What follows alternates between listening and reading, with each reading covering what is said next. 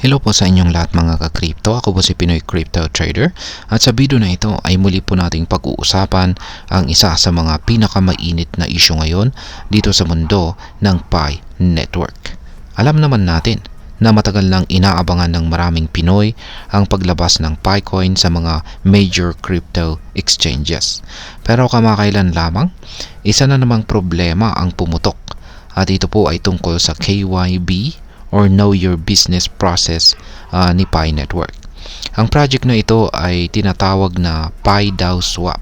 Isa po itong decentralized exchange na balak sana mag-develop sa loob ng Pi Network ecosystem. At sila po ay napilitang lumipat muna dito sa Binance Smart Chain para mag-launch ng kanilang mga NFTs. Bakit nga ba sila lumipat? Ano po ang ibig sabihin nito para sa hinarap ng Pi Network at paano po ito makakaapekto sa atin bilang mga Picoin holders? Kaya yan po ang siyang ating pag-uusapan sa video na ito. Pero bago po tayo magpatuloy ay pakibasa na lamang po ang disclaimer dito sa ibaba ng ating screen. Ayan, ano nga bang nangyari kay PiDAO Swap at kay Pi Network? Ayan, ang PiDAO Swap, yan, meron po tayong previous content tungkol dito kay PiDAO Swap at maganda po talaga yung kanilang plano para dito kay Pi Network. Pero ayan, ang PiDAO Swap ay isa po itong project na gustong magtayo ng kanyang sariling decentralized exchange sa loob mismo ng Pi Network ecosystem. Pero bago po sila makapag-develop ay kailangan po muna nilang dumaan sa proseso ng tinatawag na KYB. Or yan nga, ito yung tinatawag na Know Your Business process. Ayan, kailangan po nilang dumaan dyan kung sana isang paraan para masiguro po ng Picore team na legit at maayos ang mga project sa loob ng network. Pero ayon po mismo sa PiDAO Swap, mahigit 2 linggo na mula noong sila ay nag-apply at hanggang ngayon ay wala pa ring approval mula sa Picore team. Dahil dito ay napilitan po silang i-launch ang kanilang NFTs gamit ang Binance Smart Chain bilang pansamantalang solusyon habang sila ay naghihintay ng approval. Ang sabi pa nila, hindi sila pwedeng magsimula ng full development sa Pi mainnet hanggat wala pa silang signal mula sa Picore team. Kaya kahit gusto po nilang suportahan ang Pi Network, napilitan po silang maghanap ng ibang opsyon para po hindi masayang ang oras at saka effort ng kanilang team. Ngayon ay ano po ang ibig sabihin ng KYB at bakit po ito mahalaga? Ayan, gaya ng aking sinabi kanina, ang KYB ay ito po ay Know Your Business. At isa itong proseso na kapareho po ng KYC or Know Your Customer. Pero para naman ito sa mga kumpanya or project. Yan, dito sa mundo ng crypto, ang KYB ay ginagamit para siguraduhin na hindi bogus o scam ang isang team na gustong magtayo ng app o service sa isang blockchain. Sa kaso po ng Pi Network, ang KYB ay requirement para sa mga developers na gustong magtayo ng kanilang project sa ecosystem ng Pi. Kapag naaprubahan, pwede na po silang makakuha ng support mula sa Picore team tulad ng funding, technical assistance at saka exposure sa Pi community. Kaya kung matagal ang KYB approval, yan, naantala ang development ng mga potential projects. Yan, naaantala po ang development ng mga potential projects na sana ay magpapalawak pa ng gamit ng Picoin. Ngayon ay ano naman po ang sinasabi ng mga kritiko tungkol dito? Hindi lang ang PiDAO Swap ang naglabas ng kanilang hinaing. Ayon kay Dr. Altcoin, isang kilalang personalidad sa Pi community, hindi po ito isolated case. Marami pang ibang centralized exchanges na gustong maglista kay Picoin pero hindi pa rin sila ma-approve ng KYB ng Picore team. Isa po sa mga punto ni Dr. Altcoin ay ang kakulangan ng transparency ng Picore team, lalo na pagdating sa mga detalye tungkol sa token locking at saka burning mechanism ng Picoin. Ito raw ang dahilan kung bakit kahit ang mga malalaking exchanges gaya ni Bybit ay hindi pa rin nililista itong si Picoin. Kung tutuusin, maraming community members ang na-frustrate dahil parang napakabagal daw,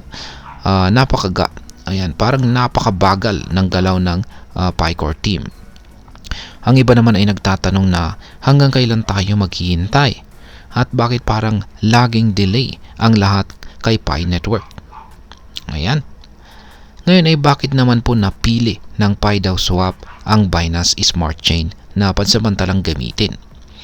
Yan, alam naman natin na ang Binance Smart Chain or BSC ay isa po sa mga pinaka-popular na blockchain platforms sa ngayon. Marami ng existing tools, low fees at saka mas malawak na access sa mga users. Kaya sa madaling salita ay kung gusto mong mag-launch agad ng project, mas practical po at mas mabilis dito sa BSC kumpara sa paghihintay ng indefinite approval mula sa Pi Network. Ang ginawa ng PiDAO Swap ay isang strategic move. Hindi po dahil sa ayaw na nila sa Pi Network, kundi dahil kailangan nilang magpatuloy sa kanilang development habang hinihintay pa rin ang go signal mula sa Picore team. Kaya ang sabi po nila rito ay we have chosen to launch community NFTs on BSC as an interim solution rather than to continue to wait idly. Ayan. Ngayon ay ano po ang epekto ng isyong ito sa presyo ni Picoin? Kasabay po ng pagkalat ng balita tungkol sa KYB delays, bumaba po ang presyo ng Picoin ng 15% mula po sa presyong 0.65 pabagsak sa presyong 0.55. Para sa mga traders, ito ay isang red flag, lalo na't matagal nang nag-aabang ang maraming tao na umabot ng $1 ang value ni Picoin. Kung ang Pi Network ay magpapatuloy sa ganitong pace, mabagal ang approval, kulang sa transparency at walang malinaw na roadmap, maring mawalan po ng tiwala ang mga investors at projects na gustong sumali sa ecosystem nila. Pero ayon po sa update, kahit na maraming bumabatikos, tuloy pa rin po ang domain auction ng Pi Network at mayroon na pong mahigit 200,000 na bids.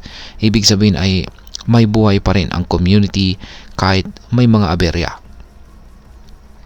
At ngayon ay pag-usapan naman po natin ang maaaring maging epekto nito para sa atin bilang mga Pi users, traders at saka investors.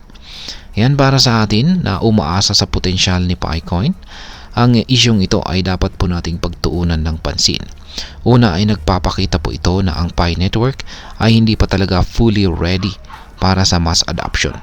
Pangalawa ay ipinapakita rin ito na maraming bagay pa ang kailangang ayusin ng Picore team bago po tayo makasigurado na ito ay stable at long-term na investment.